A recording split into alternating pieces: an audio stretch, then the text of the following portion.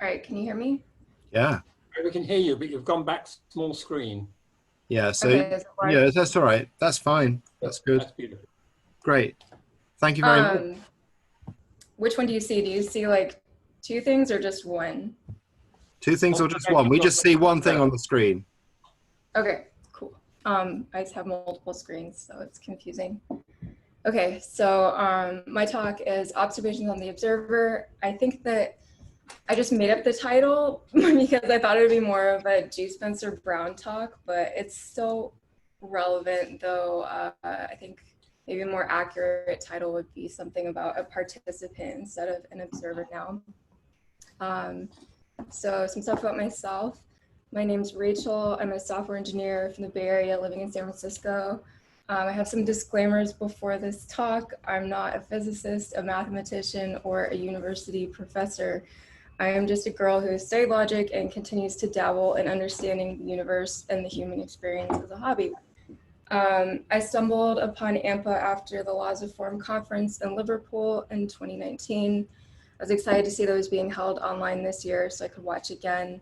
And then Mark asked if I wanted to give a talk. And at first I said no because I was scared, but then I realized it would be a really good opportunity to give some of my perspectives on topics that are inspired by or relate to the work of many people here.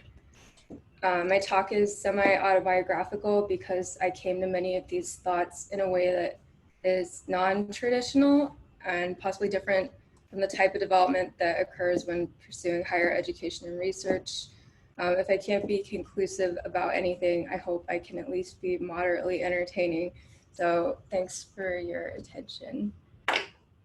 So yeah, the autobiographical stuff will mostly be in the beginning, and then we'll move into logic and some fun stuff at the end. So when I was around 8 years old, I had a simultaneously strange and yet totally mundane experience. Like all kids, I spent a lot of time in the back seat of my mom's car, very bored, looking for anything interesting to fixate upon. I counted patterns and looked for animals and that type of thing. So we were driving on an overpass that I had been over hundreds of times before when I had my strange realization. It was dark out and there was rush hour traffic. I could barely see the cars on the highway below. The only visible parts of the cars were the white headlights on the front of the cars coming one direction and the red taillights of the cars driving in the opposite direction. So that's when I noticed something strange. Originally, when my head was turned to the right, the cars on the right-hand lane had red taillights and the cars on the left-hand lane had white taillights. But when I turned my head to the left, it was still the cars in the right-hand lane with the red taillights and the cars in the left-hand lane with the white taillights. Only the identities of the cars had flipped. So what was once a white car had become a red car. The tunnel underneath was a transformation through the handedness of the lights for each lane, though my vantage point remained the same. So these are some really basic facts about driving, though for many of you, just switch what I said to the left side.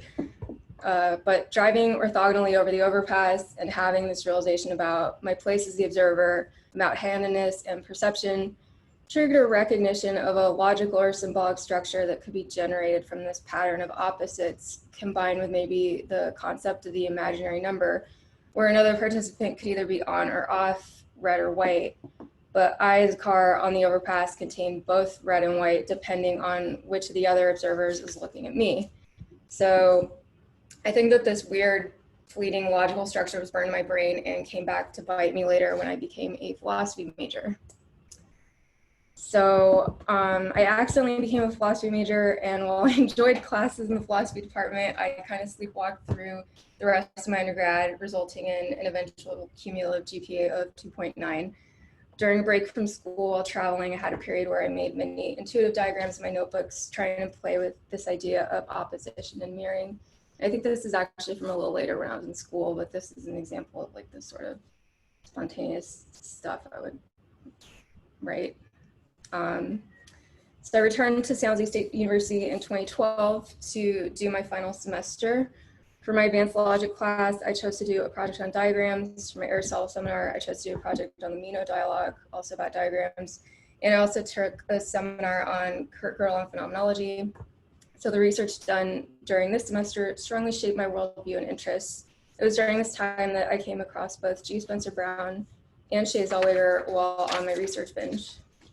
I emailed Shea Zellweger, and he was kind enough to send me an enormous and very heavy box filled with all of his papers, as well as some images of crystals, flowers, and dodecahedrons in nature. And I'm going to be heavily referencing these today. I actually went to my parents' house 2 weeks ago and found like the box of all these papers in the attic, and I read basically all of them before this talk. So shout out to Shea Zellweger. Thank you 8 years later. I'm probably going to email you a link to this talk. Okay, so Shea Zellweger is sometimes called an outsider logician. He had an epiphany in 1953 while working on a hotel switchboard, which led to him developing the logic alphabet, which is a group of specifically designed letter shapes that are maneuvered like the puzzle pieces to reveal the geometric patterns hidden beneath the symbolic web. That quote's from someone named Wertheim, who wrote like a profile on him in a magazine. Zellweger's work is based on a discovery that the logic on which our computers run is allied with a geometric structure whose form is a tesseract or four-dimensional cube. Much of his work over the past half century has aimed at identifying the 1, 2, and 3-dimensional subsets of the groups of symmetrical relations. These models enable us to manipulate logic symbols spatially. We may thus learn to do logic by flipping and rotating these marvelous toys. So this is an image of like some of his diagrams from his notebook, but he also, as you'll see, makes these really cool like 3D models of his logic alphabet and other structures. That logic is underpinned by a symmetrical architecture was independently discovered at least 6 times in the history of mathematics, first by Charles Saunders Peirce. So he gives a lot of credit to those who came before him, but also notes that there's sort of a mistake along the way, and the work was not continued in favor of just traditional like algebraic logic. And then some of the quotes that sum up his philosophies underpinning his systems are, let the mirrors do the thinking and the people do the reflecting, and let the systemic properties of the whole determine the formation of the parts. And some more background info on Shea Zellweger. He served as the chair of psychology department at the University of Mount Union from 1969 to 1992. He has no background in logic and has never even taken a logic class. Okay, so key concepts of this logic alphabet that he created. He says his point of view centers on a key idea that is usually ignored in the algebra of logic. The key idea is that anytime negation goes anywhere close to a truth table, it activates transformational symmetry groups. In effect, any notation that is not robust enough to absorb this key condition is a low-grade notation that cannot come up to the best that is possible in evolutionary notation. He goes on to say, in logic these days, it is standard to start with the logic of propositions, to move on to the logic of classes, and then to bring in the logic of relations. Instead of this bottom-up approach, I'm going to put the whole thing in reverse, come top down. In other words, go at this first by establishing some deep clarifications in the logic of relations, and then use them as prescriptions, which will tell us how to construct a much better notation for the propositional calculus. And then again, he says the second key idea, I guess, is to treat negation as a transformational mirror. This means that the logical operation of negation is being reduced to a symmetry operation, one for which a binary letter is flipped that is reflected 180 degrees every time one of the 2 atomic sentences is acted upon by negation. So yeah, I guess note that negation is being a transformational mirror that reflects 180 degrees. So he also has this key concept of U-symmetry, which he says that Peirce already had his 16 set of signs for the binary connectives way back in 1902. Both of Peirce's notations have U-symmetry, but alas, he did not make use of it. And his definition of U-symmetry means that a set of signs has been constructed so that all of them are capable of participating in the same system of flips and rotations. Relational iconicity. So he really stresses this a lot in his papers, as well as, like, I guess his mission he wants to get across. So he lays out his law for a notation that has relational iconicity. He criticizes this bottom-up approach of classical logic and pushes for the top-down approach that focuses on relations first and foremost. And his definition of relational iconicity is, it is a property of notation. In general, it is present when the networks in a system of signs are isomorphic to, they will match completely, the networks of relations and what is being symbolized. And the final key concept is his models have representations in 2D, 3D, and 4D, sort of as a shadow thing, but we'll get in that in a minute.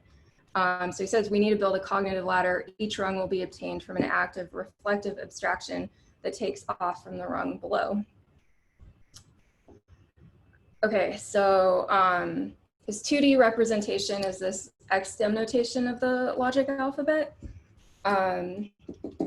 And this is a little bit confusing to explain quickly, but I will try, mostly through his quotes here.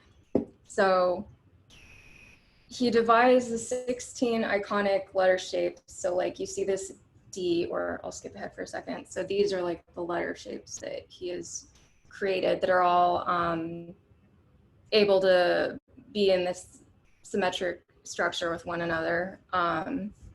So yeah, he devised these 16 iconic letter shapes that constitute the XSTEM logic alphabet, so that coded to contain built-in truth tables, it could be treated as a total system when it is subjected to symmetry operations. How the root insight is reminding us that a symmetry demarcated coded square has 2 axes, A and B, 4 quadrants, which represent like true, true, true, false, false, true, false, false, and then 16 combinations of all those quadrants, false, false, false, false, all the way to true, true, true, true. All of this translated into the 16 fourfold stem, no stem combinations for the letter shapes. So yeah, like I said, it's these letter shapes he's created out of the truth tables through this thing where it's almost like a square inside of a square, and they're interacting with one another. And then wherever there's a true right here, sorry, I'm pointing at something that is not relevant. Whenever you see that red true circle, that's when the alphabet letter gets a stem. So it's always pointing towards true. Okay, so each letter shape of the logic alphabet is assigned its logical meaning by carefully relating to an all-common basic square. This basic square translates logical form into visual form. Therefore, the logic alphabet has iconicity, but much more important, except for purposes of illustration, like here, the basic square is never written. Instead, it is, as a special act of abstraction, is retained at the mental level. So a property of the logic alphabet is that it has this invisible but ever-present square as an iconic frame of reference. And this reminded me a lot of Andrew Crompton's talks on topics such as like the fonts disappearing. And yeah, it made me think about that in sort of like a meta way about alphabets, maybe. Yeah, okay, so let's see. Okay, and then he just goes on to stress that logical operators are performed physically by means of non-numerical motions, no counting involved, that act upon the binary letters themselves. So it's all through this flipping and rotation. And note the root insight, 2 axes, 4 quadrants, and 16 combinations of those quadrants. Okay, so this is just a cool image of the logic alphabet flip stick, which is one of Zellweger's physical models that he's built. The key, so yeah, he says again, the key idea is to treat negation as a transformational mirror. I think I've already given this quote, but I think something I wanted to do in this section was talk about how the letters acting on one another, and also the like truth tables behind them, can do these symmetry operations and then generate this negation table that consists of 128 basic transformations. That table is obtained when the 8 combinations of negation in the vertical act upon the 6 binary letters in the horizontal. I probably should have included some of those charts, but yeah.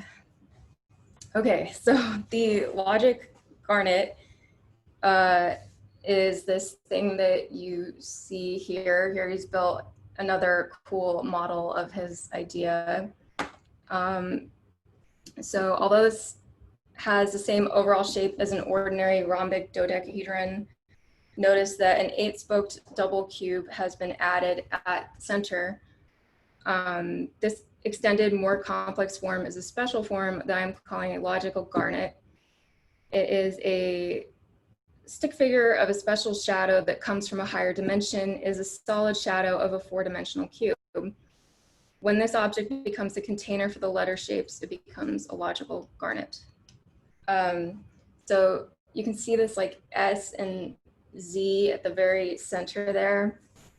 And it says this 8-spoke double cube at the center co-occupies a cocenter precisely where 2 of the vertices from the 4 cube are fused at the S and Z letters. The fusing of these 2 vertices is introduced during the distortion that comes from shadowing the 4 cube into 3 space. The outcome will have central symmetry. Let's see. Okay, so then he talks about how, you can't see it in this one, but basically these cubes with the chess pieces are divided up. Oh wait, you can. So the black ones are, the black chess pieces are representing, there's a structure inside that's a large cube, and then the white ones make an octahedron. So this 8-8 partition tells us that somehow a logic garnet must be able to contain a cube and an octahedron. These shapes happen to be a special pair of the 5 Platonic solids. They're geometric duals. What happens is simple and elegant. So this is the last and final abstraction in the system of Shea Zellweger, this image on the right. And then the one on the left is the same as the actual physical model you just saw on the last slide. And the second figure right here is literally constructed from a special configuration of solid shadows. He calls it an 8-cell of logical garnets. The 8 cell is generated when 3 external mutually perpendicular kaleidoscopic mirrors are allowed to act upon all the details in the first figure, the one with the cubes and the sticks. These permanent mirrors are shown in the middle of the second figure, where you can see that orthogonal mirror object thing. Let's see, where they're acting upon a schematic repeat of the first figure. So like the first figure goes into here, and then the mirrors in the center reflect it to all the corners. It's kind of crazy. So the 8 cell embodies all of the symmetry transformations, identities, flips, rotations, and counter changes in all of the 128 entries. The letter shapes are traversing all of these symmetry paths at a pace much greater than 1 at a time at least. They are in fact traversing all of them at the same time when the full force of the kaleidoscopic mirrors is released. So that's the end of his notation and building up from 2D to 4D representations of a system. This image right here has nothing to do with Shea Zellweger or anyone in this talk. I just found it in my photos from a long time ago and thought it was cool, so I included it here. So yeah, so he has these interesting things that I found in his papers where he talks about the observer and sort of like how the position of the observer is playing into the system itself. So I'll read a couple of those here, and some are on the slide. So he says, let us give central importance to the concept of symmetry. It so happens that the logical operator of negation can be reduced to a symmetry operation. All symmetry operations can be reduced to one, namely reflection in the plane.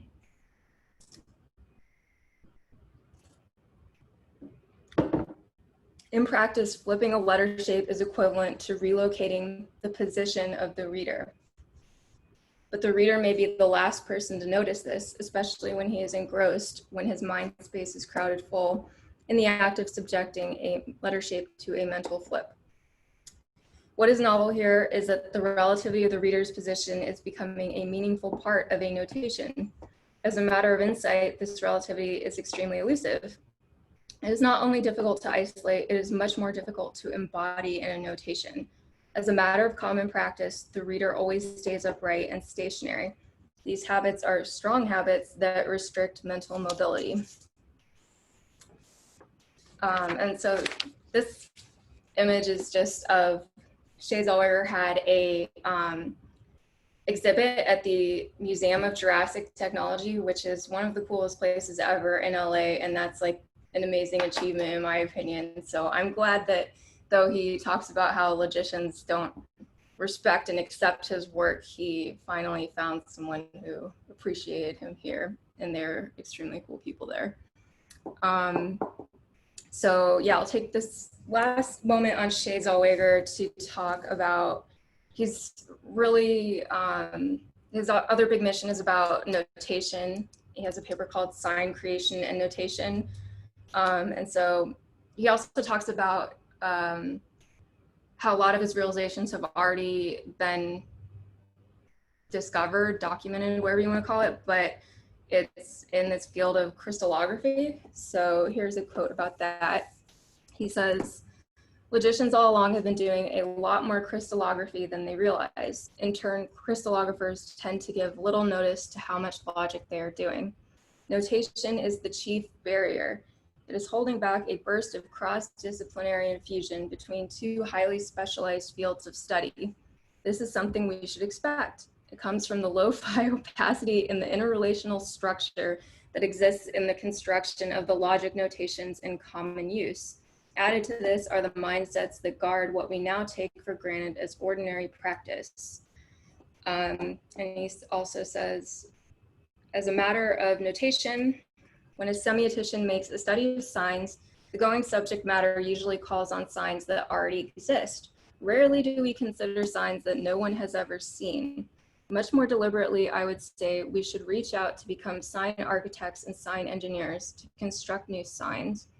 So I think this was a lot of my drive in my last semester of philosophy school. I was really interested in that diagrams project because I saw a lot of this like reflection structure and these needlessly complicated truth tables and stuff we were doing, and I wanted to find a new way to describe it. So that is the end of the Shea Zellweger section. Next, I'm going to be talking about two papers I found earlier this year by a guy named Bernd Schmeichel. So he is trying to connect sort of the logic of Shea Zellweger into like demonstrating isomorphisms between that and Clifford algebra and the quaternions. But his main thing that I was so excited when I read, because I was like, oh, someone's explaining what I've been trying to say, was that he sort of talks about the history of the human mind and how we actually think in this really spatial way, but don't realize it, even when we're not thinking about things that we consider to be physical things. So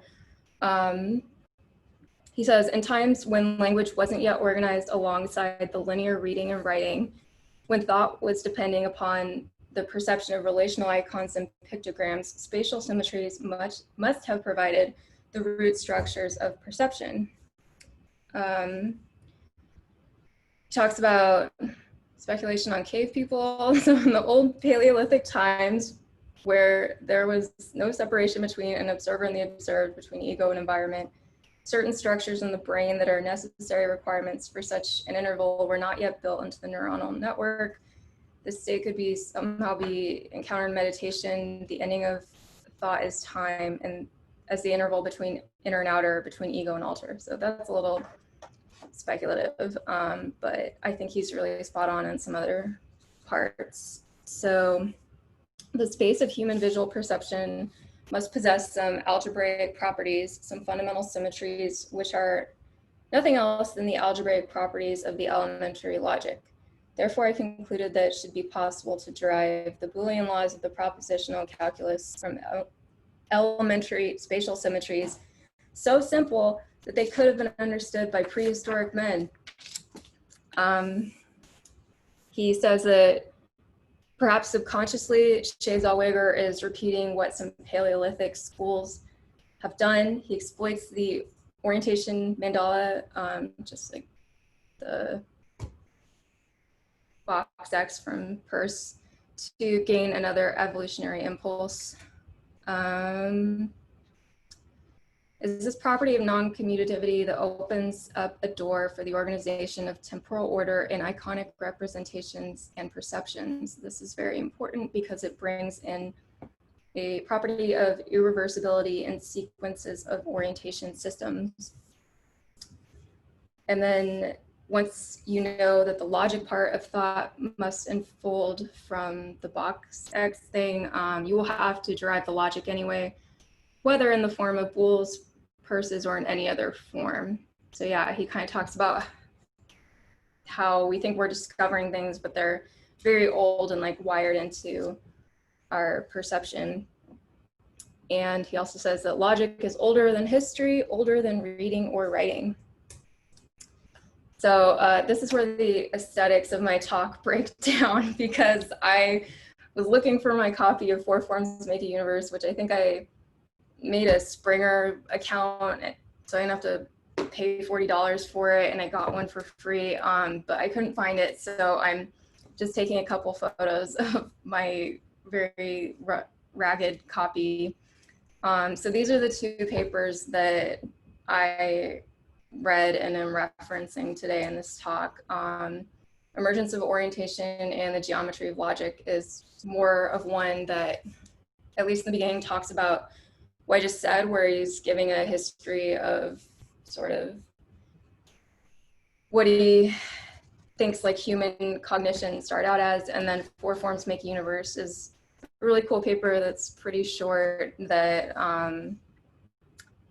yeah, well, I'll just read you some blurbs that explain what both of them are about.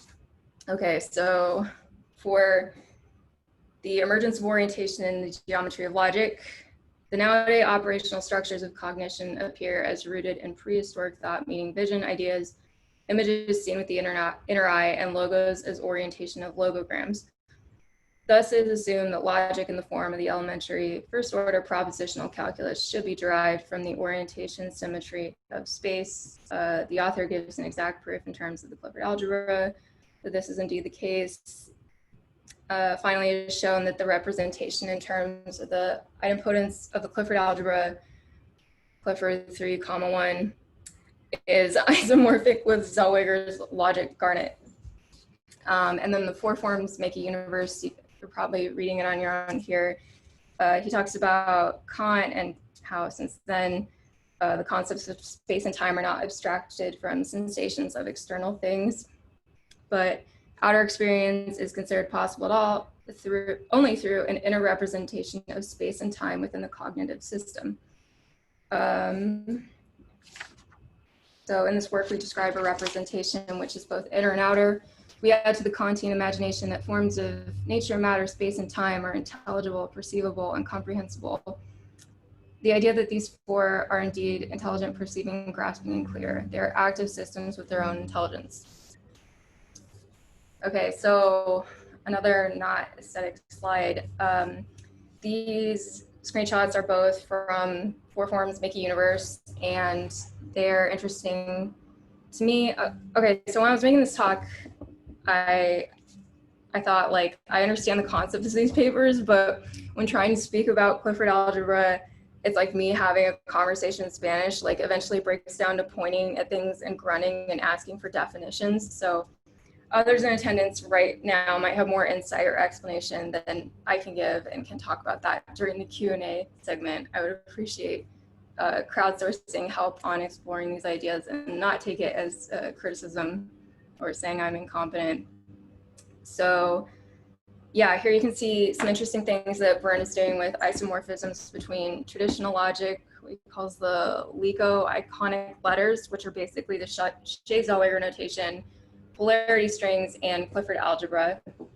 And one other quote from him is, "We show that there is an oriented logic core within the space-time algebra. The logic core is a commutative subspace from which not only binary logic, but syntax with arbitrarily real and complex truth classifiers can be derived." So last slide about Shea Zellweger. Some interesting quotes that I found in, I think mostly this is four forms make a universe. So he says, space extends as a structural event into our inner, space is energy invading the mind. We have to realize a specific transfer of attributes within a relation between the observer and the observed. So this innermost element of a process of polarities, which is the most fundamental brick in the cosmic architecture, is utterly free of the observer-observed dichotomy. Fourfold polarity strings can be put in correspondence with what is denoted as quad locations. They form base units. What is so special about these unit vectors? First of all, they form a commutative four-dimensional vector space. The four base units commute and satisfy the multiplication table of the Klein four group. And then he has his four generators at the conclusion of his paper. He says, four forms make a universe. That's the title. And then spin means orientation. So something weird that happened when I was working on this paper was, I think that when I was younger and knew even less about physics than I do right now, that I thought that spin was like some kind of metaphor or something. I didn't think that was a literal process that is very similar to things you can do in the real world. So I guess I realized that more deeply in this talk and was trying to relate the ideas to hula hoops and did some amateur experiments and videos at home where I was trying to, I guess, map these concepts to hula hoops. And then I also was thinking that there could be this hula hoop notation that's like laws of form style.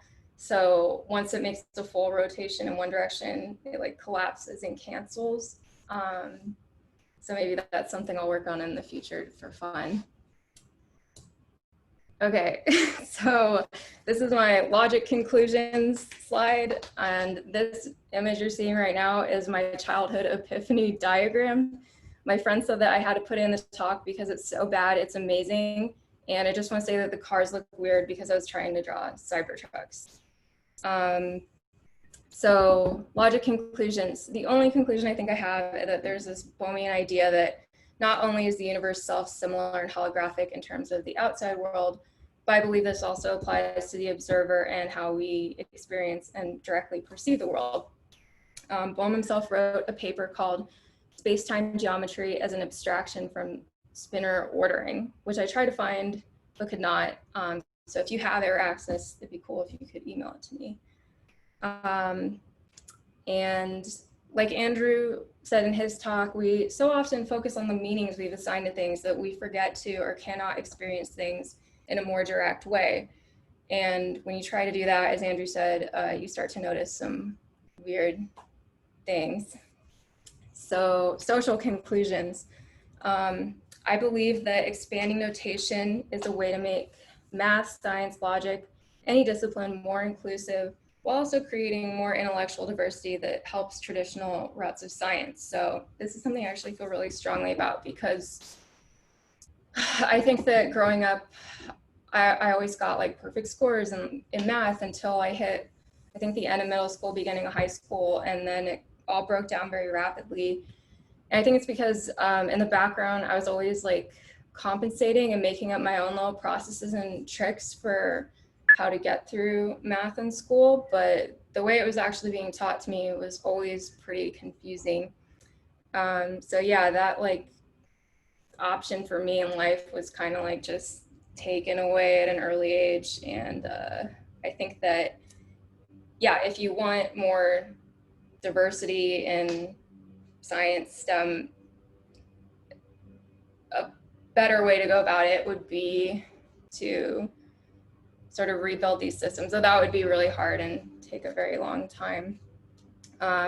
So both Friedrich Froebel and Maria Montessori believed that higher level conceptual thought should be preceded by concrete hands-on play with geometric forms embodied in solid materials. So changing education from start to finish is key. We all know it's broken. We all talk about it, but it just plods on. So Zellweger's models call forth the latent potentiality of the mind through engagement of the eyes and hands. Such a revolution would not be confined to the schoolroom, for given that logic is the foundation of computing, the alphabet might serve to re-envision the computer itself.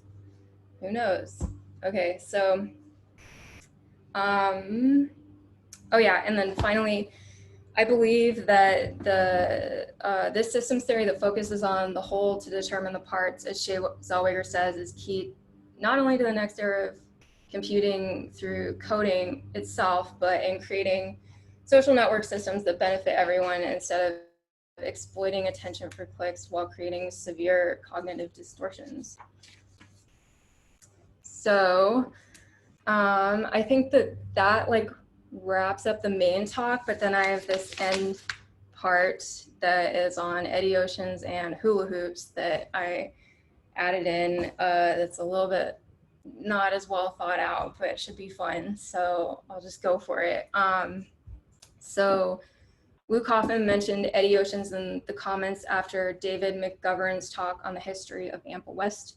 He said that Eddie was important in the history of Anpa West and that he had a deep understanding of the quaternions as they relate to both movement and martial arts and also to psychology.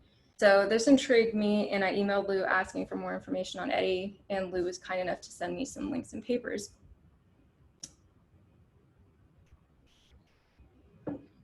Back in 1992, Eddie submitted a paper to the Anpa meeting in Cambridge entitled "A Test for Classical Psychospinners." It references cognitive science studies about thought and motion and has many interesting parts.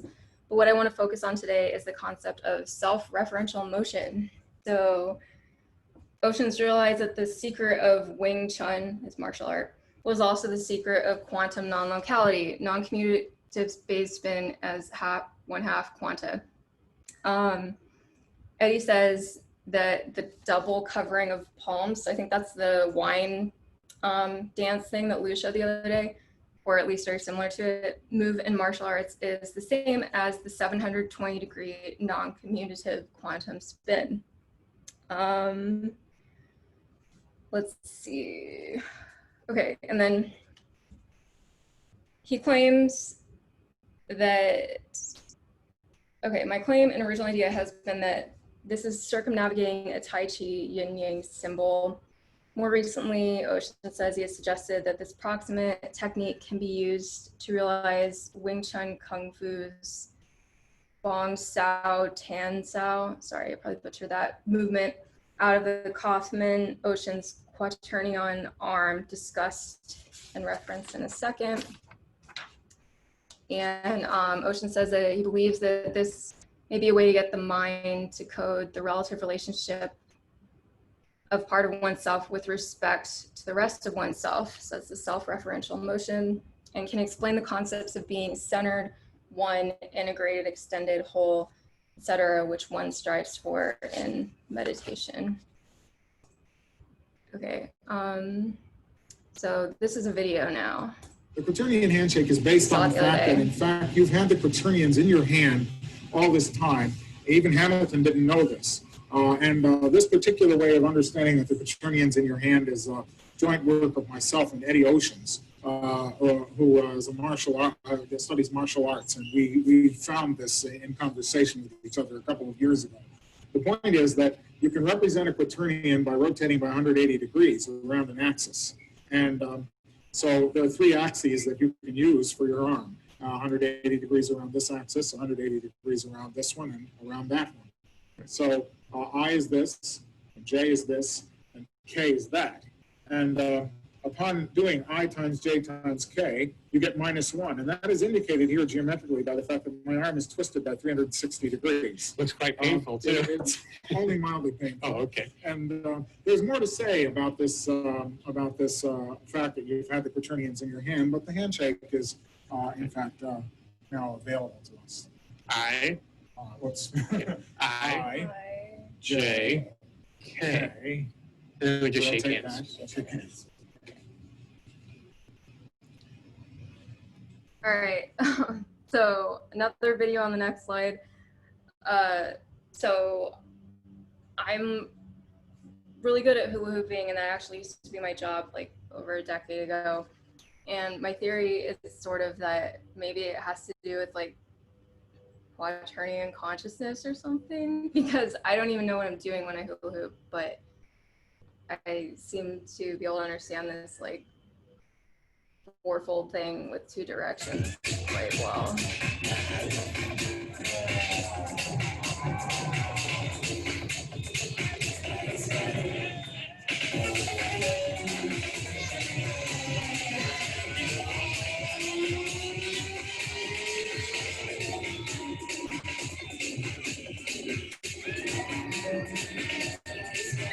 Okay. So yeah, the reason I bring that up is because I have these hula hoops back here. Like I said, I've been doing at home experiments with stuff like I don't have it. I didn't have time to find it, but Lou talks in one of his papers about how you can add the belt to the outside of the thing spinning and then create or represent the octonions. So that's something I wanted to explore. Yeah, okay, let me state my conclusion I wrote, and then we can do that in Q&A. So conclusion is, so we went from my embodied experience as an observer, physically experiencing an orthogonal plane and the mirrored opposites existing in the structure, to Shea Zellweger's Purse-esque logic alphabet and associated diagrams and structures which contain the structure that I experienced, to realizing that there may be an isomorphism between the logic alphabet and the Clifford algebra and quaternions, to the work of Schmichael, to Eddie Oshins finding the relationship between quaternions and physical movement and experience, to hula hooping as a new frontier and possible extension of ways to play with and think about quaternions in an embodied way. So I think we have come full circle, which we have learned today is sometimes not really 360 degrees, but 720 degrees. And that's it. Rachel, that was fantastic. Thank you so much. Now, I know there's already one question because Doug wanted to ask a question. So can we start with Doug and then Lou? Yeah, thanks. Two things caught my attention about your talk. One is that this logic, geometric logic, like you knew before language and all that. And so that reminds me of, I think your 4 square looks like a geometric algebra thing. So, you know, they could probably map it 1-to-1 and we could come up that there's an exact isomorphism between your 4x4 logic and geometric algebra spinors. But I believe those geometric algebra spinors are like the basis of telepathy. So the fact that people would be able to know logic before language makes perfect sense, because those are the rotes that Monroe talks about. That's the Susie Miller telepathy, is that meaning comes from that kind of built-in logic that's built in at that level in the universe. And our mind is part of that structure. So that's the comment, and maybe you could comment on those ideas. Yeah, so I didn't, okay, I'll be honest, I was kind of putting the second part of this together last night and realized that trying to struggle through explaining the math would not be good for me or for anyone here. But if you read through those 2 papers, there is a part where I wanted to do a section that was on the hula hoop and the geometric algebra, and I like taped segments of this and was trying to map it to some diagrams that Byrne had in his paper, but yeah, I didn't get to it. But yeah, cool. Thank you for saying that, because I like your comments about telepathy and logic being the first thing. I mean, my perspective is that there must, like, especially in the paper where I was talking about intention host device, we have to have a way where we can put thought in water, we can put thought in this intention host device, and that it can be rebroadcast again. And so we have kind of representation that is thought-based, but the thought isn't in the brain anymore. So there has to be a universal mechanism for this, and the bits of geometric algebra seem like the smallest thing I can point to, where the universe doesn't have anything below bits to point to right now. So anyhow.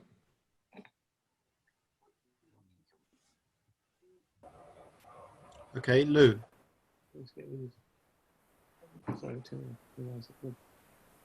This is a comment about the relationship with laws of form. I need to share my screen. Can you give me permission? Yeah, no, I think you can just do it, can't you?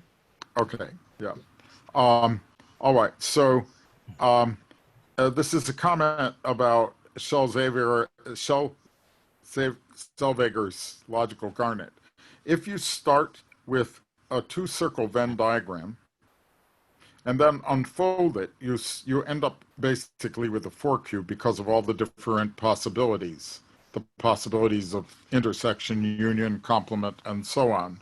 And the logical garnet comes out of that by a slight collapse. And if you want, you can write the operations that correspond to the different parts of the logical garnet in terms of laws of form. So it's quite interesting to superimpose Shea's point of view with the laws of form point of view in this way.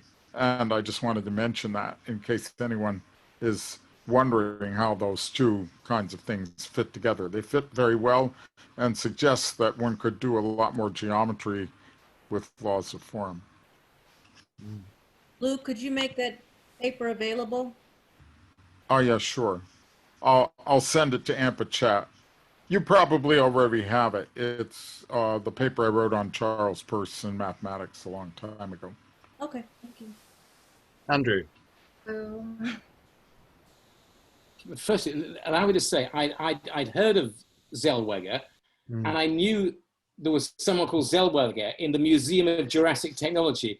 But until you spoke, Rachel, I didn't realize they were the same person, which is just amazing. So two enormously difficult things. There's the logical garnet that Lou wrote about, and the weird stuff in Los Angeles. Thank you for bringing those together. I might also mention that the idea that logic is some way embodied in reality is also in, you can't see it, Piaget, who looks at how children construct the world from the behavior of solid objects like A and not A, which is very similar to what I think Zellweger's doing.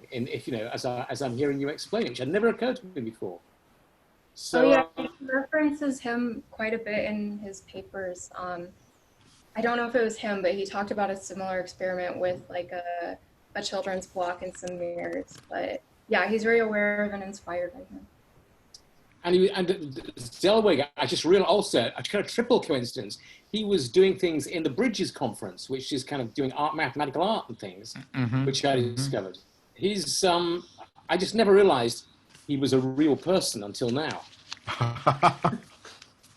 So that's terrific. Thank you very much. Where is the Museum of Jurassic Art? It's in Los Angeles. Culver City. It's the weirdest place on earth. It's amazing, yes. So very high honor that he was chosen to be displayed there, in my opinion.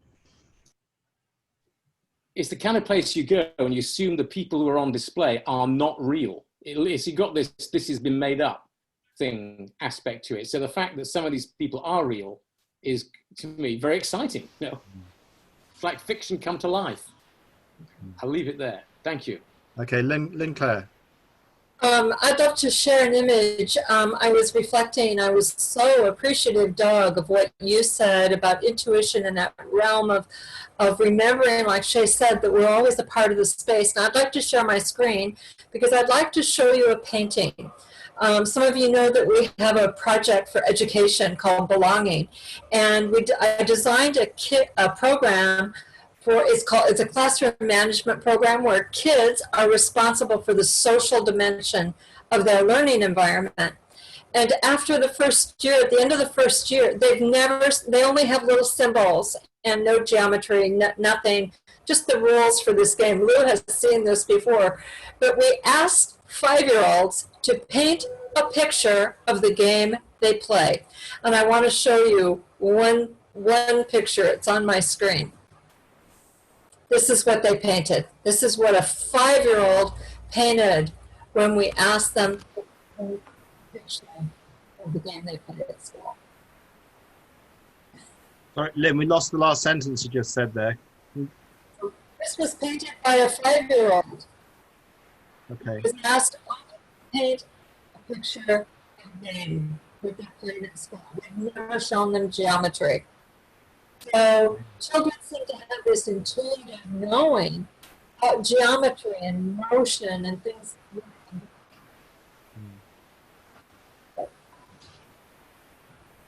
Thanks. Okay, Anton. Rachel, I need to compliment you on a very good talk. You know, aesthetically absolutely beautiful. Not only were your slides aesthetically beautiful, your environment that you are in is aesthetically beautiful here on the screen. You know, you stand out beautifully against this grey background, and then the purple orchid in the top left-hand corner on my screen. Absolutely well done. So, you know, a big compliment there for me. Regarding getting papers behind firewalls. Okay, well, I'll edit it. John Torday. Rachel, that was a great presentation. I think you've identified a very important issue, and that is body position. In the talk I gave, I talked about how we start as these lipid molecules in water, and we're oriented upward in a vertical position. And then we go through the gyrations of deuterostomy developing from the back to the front. The embryo goes through all these gyrations during embryology. Bipedalism, the erect position gives rise to higher consciousness. So all of those processes are what I think you're referring to. That is that all of those body orientations are linking the observer and the observed. So I'm not sure which one is which, but I think that once there's congruence between the observer and the observed, that's when you get like Dean Radin's phenomenon of the double slit experiment. Yeah. So, and in fact, I want to mention that in Lou's presentation, when he talked about this Tai Chi thing, I think we're tricking the left brain into thinking it's the right brain or vice versa. So that left brain, right brain thing is very important in resolving. So for example, Kurt Friston at the Wellcome Trust has shown that during REM sleep, both humans and birds go through this process of resolving issues that they've confronted during the day. And those issues, those epigenetic marks that are accumulated have to be resolved as left and right brain. So it starts there, and then there's this resolution of left and right brain, which I think relates to our interface with the cosmos at the quantum level. How that works, I'm not sure. I think it's through this thing. But I can't identify the specific mechanism, although there are these primary papillae that we know exist, and those may be. So anyway, I'm rambling on, but I do think it's a very important point. Yeah, like I tried to give like some stories about myself and then focus more on like the logic and what the math is going towards. But definitely in my sort of intuitive diagramming phase, I kind of had these weird realizations around left and right that I struggled to communicate and put into words, but I'll have to rewatch your talk. I think you were in the first week, and it's 9 a.m. here when it starts, so I was barely alive the first week, but I'm better now, so I'll rewatch it. I mean, one other aspect is that I think that when we have like peak experiences like Maslow talked about, or near-death experiences, or when we meditate, those are wave collapses.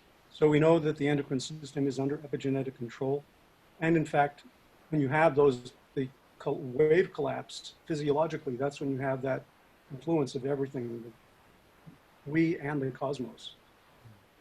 And this is I have a question for you. That's what the physiology is telling me. Yeah. So you're at UCLA, right? Yeah. Okay. Have you heard of they call it like the Mu room at UCLA? No. Okay. So I read this book by this woman who worked with Valerie Hunt, Who, have you heard of her? No. Okay, she was also at UCLA, but she was like kinesiology department or something, sort of like physical therapy. But she started doing experiments in this room where they could like raise or lower the like electromagnetism in the room, and apparently that is at UCLA. It's pretty interesting. Valerie Hunt, she wrote a book called Infinite Mind where she talks about these experiments. But yeah. No, How do you spell mu room?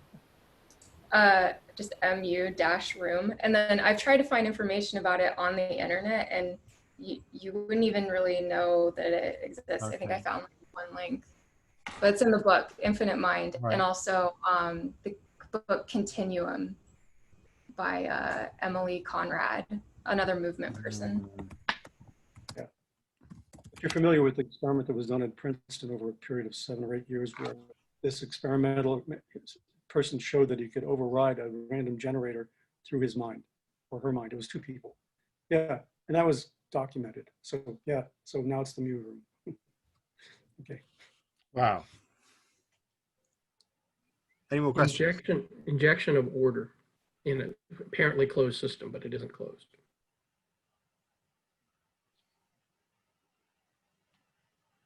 Okay. Okay, any more questions? No.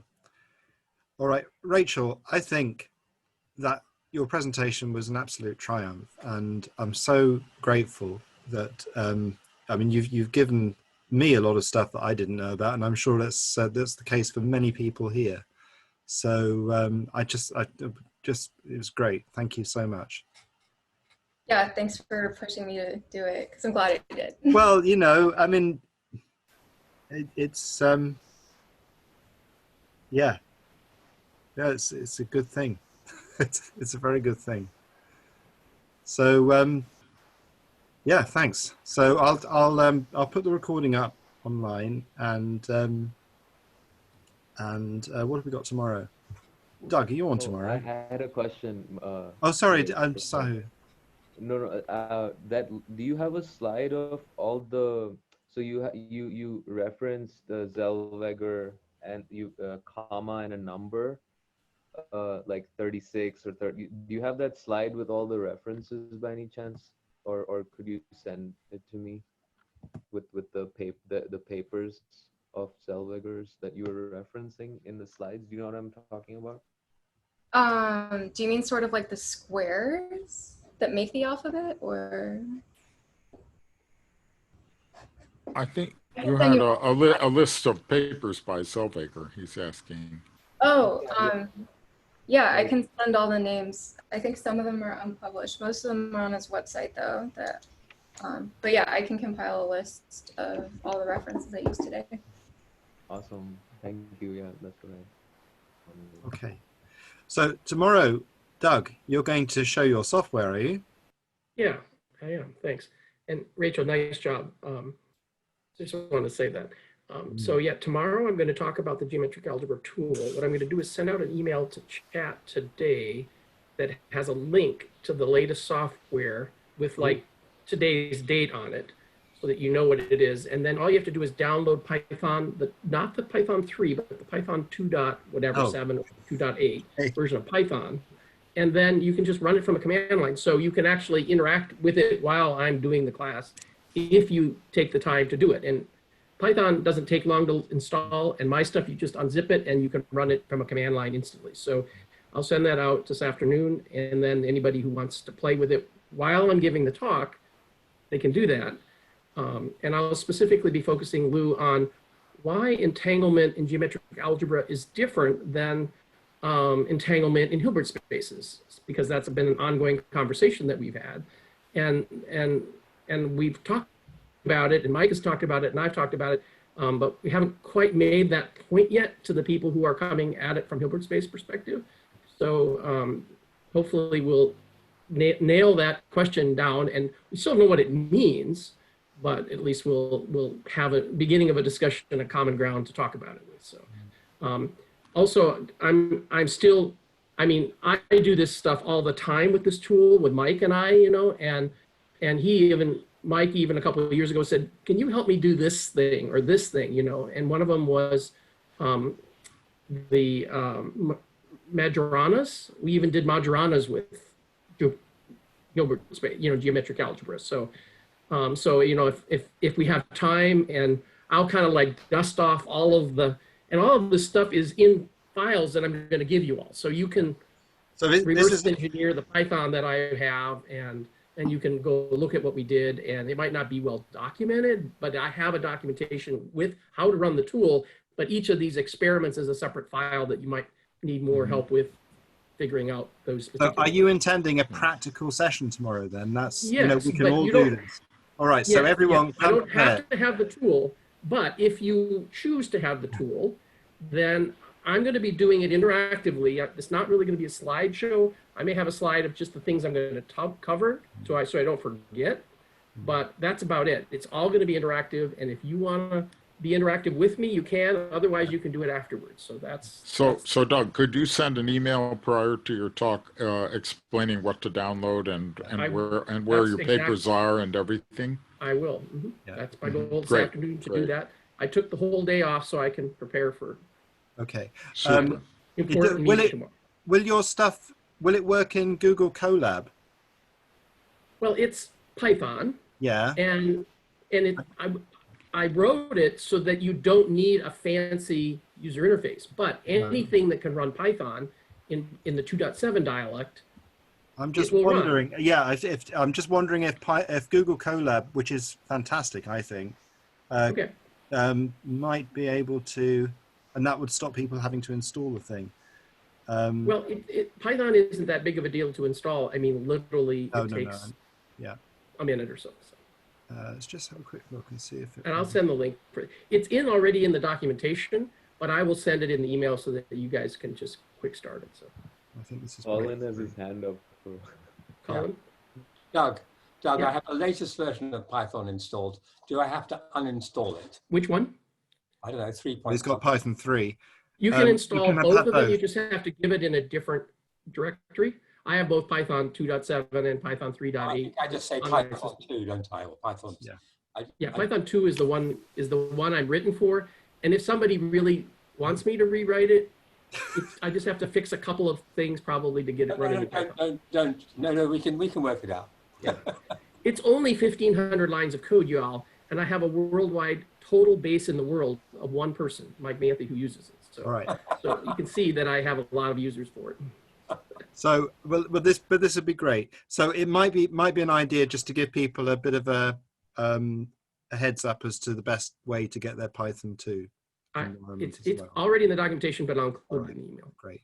I'm looking forward to this. So I remember it was dead easy to install Python when I had to do it. It is. Yeah, it's a lot easier now. You just if you have a Windows system, it's real easy. Maybe you have a Linux system, it might be different. So Linux is dead easy. Yeah, they have a an exe executable that you can just install, click and install, and away it goes. So we've got a techie session tomorrow, which that again. Yeah. But we will talk about the philosophical parts of it too, and the meaning of this, because, like I said, the big difference between geometric algebra and Hilbert spaces is that Hilbert spaces thinks everything is a vector, and geometric algebra thinks that there are more things in the universe besides just vectors. There's bivectors, and they act like vectors to the level of above them. So once you get that abstraction, you go, oh, that's why entanglement is different in geometric algebra than it is in. It looks exactly the same, but it means something different. And so once we get to that realization that goes, the notation that we use actually does make a difference, then you go, well, what does it mean? And that's the state we're in now. And of course, Mike and I keep data mining all the entanglement stuff, and we keep finding more and more stuff that everything, and what does that mean? Anyway, okay, so we look forward to that. But just for this evening, I'm off to go and read about Shea Zellweger, who's a complete discovery for me. And Rachel, I won't forget this. So thank you so much. And I'm sure I'm not alone somehow. But anyway, so thank you ever so much. And we'll see you tomorrow. Thanks. Okay, bye-bye. Great. Thank you. Bye.